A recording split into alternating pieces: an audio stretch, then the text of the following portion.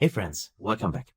Now in the last video at the end, I reopened the Power Query Editor to show you that we can dive back into it and continue cleaning and transforming our data, but also because our model setup is not finished yet.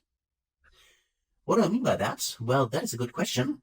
The issue here, or what's missing currently, is a dates table. A dates table is something very, very important in Power BI when it comes to any kind of time intelligence. Time intelligence means, for instance, you want later on in your report, compare this year's sales to prior year sales, for instance, right? Or this month's sales to prior month's sales. So any kind of time calculation based on the measures you have in Power BI, they require a proper dates table. And for that, I have something which you can download from the resource section and follow along, which is a custom M code. M is the query language inside the Power Query Editor. What's meant by that is, let me just show you, let me just open the code I have prepared for you, which is this one here, okay?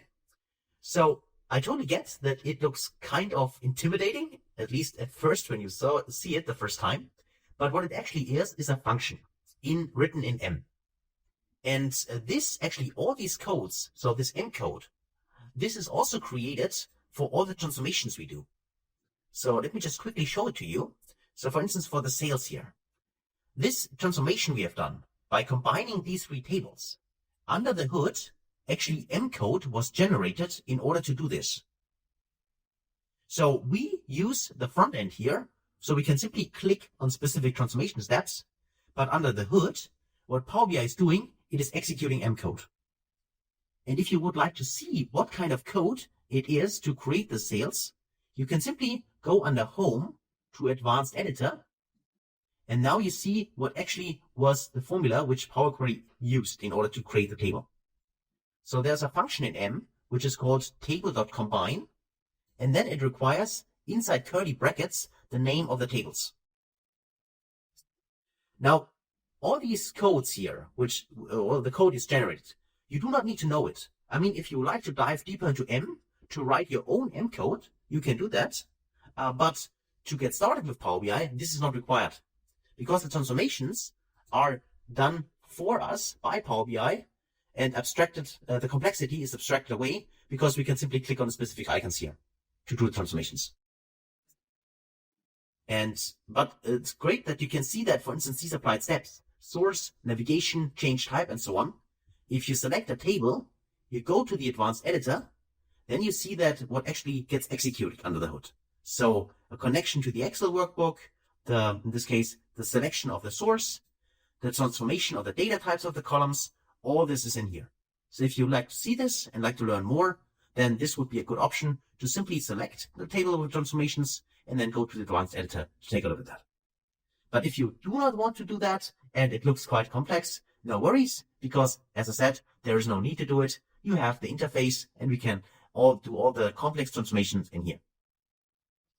For our dates table, however, we're going to use something which is already prepared, this one. And don't worry, it's quite simple, because all we need to do is simply copy everything. I press Ctrl A in here, Ctrl C to copy it, and then I'll go back to my model in here, and I'd like to add a new source. So I click on under Home, New Source, and then I create, instead of connecting to a specific file, I go to blank query. The blank query means that, again, I go into the advanced editor, which I've already shown you. And here I can write my own query.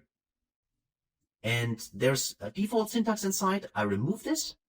And then I just Ctrl V to paste everything I copied. It's quite a lot, but it creates a lot of columns for us. So you see there are no syntax errors, which is good. So let's click on Done. And now what happens is a function gets created in here. This function requires a few parameters, like the start date, the end date, and the financial year start month. Now in our case, we have 3 years, which is 2021, up to 2023.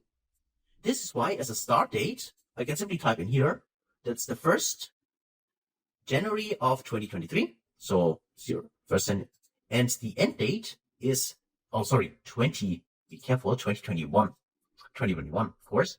The end date is, in this case, the 31st of December in 2023. Okay. So this makes sure that I have the data for all my 3 years in here. And then if I would have a fiscal year which is different from starting in January, for instance, my financial year starts in April, anything like that, or in May, then I could actually add the month number in here. For us now, it doesn't make any difference, so I simply type in a 1. And if you have a holiday calendar, you could also choose the holiday calendar, then this holiday would also be implemented.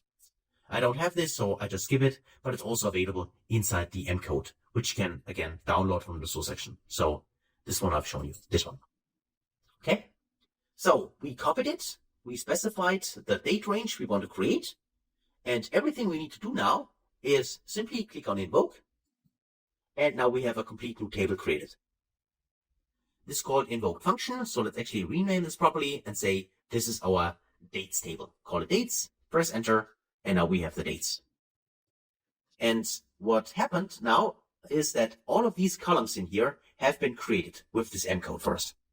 And you see that we have a date column in here, which is starting in the 1st of January 2021, up to, of course, then the 31st of December 2023, because that's what we specified. And you can see that all the columns we have in here, we have here also the month names in here. We have an abbreviation with the month name and the year. We have here the weekday names, even though they are, in this case, in German, because it's my native language. But of course, for you, it would shown in your native language, and all the other kinds of fields in here. So you see there are a lot of specified fields which you can use in order to slice and dice our data. But much more important than just slicing and dicing is that this table here allows us to do time intelligence in Power BI when we create our first measures. So as I said, a comparison between different years, for instance. And the reason why it is best practice to use a separate dates table, like we do here, instead of relying on a date column which we already have in a model. For instance, in sales, there is, of course, also an order date column, right? This one. Now, of course, we could try to use the order date column for our time calculations, but this would not be a good idea.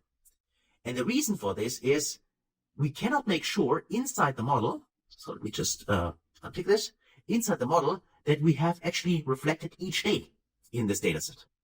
So for instance here, I can see it starts here with the 23rd of February 2023, and then I have the 24th.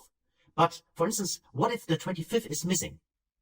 So I cannot guarantee that on each day in our 3-year period, I have a sale. And because I cannot guarantee this, that also means that the order date that might have missing dates, because maybe we have a date and on this specific day, nothing was sold. If our calendar is not complete, so has missing dates, then there might be the case that the DAX, which is the Power BI language, when we create our formulas, that the DAX calculations are wrong. So they give wrong results. So we need to make sure that we have a proper dates table where no date is missing in the date range we want to analyze. And only then we can ensure that our calculations are always correct. And that's why it's so important to have a separate dates table, because with this dates table here, which we created, we are ensured that no date in here is missing. And this allows us then to do or base our calculations on this specific column. That is why it's a best practice to have this separate dates table created to make sure that we have reflected all the dates. Okay. So then let's actually drag this also inside our model view, because I want to use it in here. So that's fine. And for the query, let's actually drag the query down, because the query itself was just for creating the table. We don't need it anymore, and it's not part in here of the model itself. For the query, there is no need to right-click and somehow disable the load, because the query itself is just a query. It doesn't create any table, as long as we do not create some kind of parameters here and invoke it, right? You can also see it simply by the icon. It's simply a function, right? It is not a table itself, so there's no need to enable the load or disable the load on that. Okay, so that's it for the dates table. So again, I'd like to mention this is very, very important, okay? Regarding any type of time calculations and time-based calculations in Power BI and DAX, you want to have a dates table which reflects all the dates. So there are no missing dates. That's very, very important, okay? To ensure that the calculations are correct. So if you can guarantee that in your native data you already have, there are all the dates inside, you might also go with this one. But as I said, as a best practice, and for all the projects I have done so far, I always use a dates table.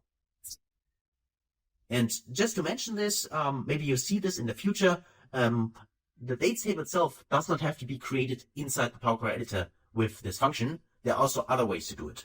There's also an option even to create a dates table with DAX formulas in Power BI. But in this case, I just use this formula here and create a dates table this way. Okay. So as always in various products, there are always more than just one way to skin the cat, but this would be one way. And the great thing here, I'd also like to point this out, is you can reuse this formula all the time. So not only for this specific course here, but also for all your future Power BI projects. You can simply use the code we have seen, go here, just Control-C to Control-V to copy it, paste it in here, as in this case, under new source, go to blank query, and paste it there inside in the advanced editor, and then specify the date range you want to analyze, and then use it in the project. So the same time for all the projects you have, okay? There's no other things to do. So hopefully that is helpful. And that's it for this video. Thanks a lot for watching, and I'll see you in the next one. Until then, thanks guys.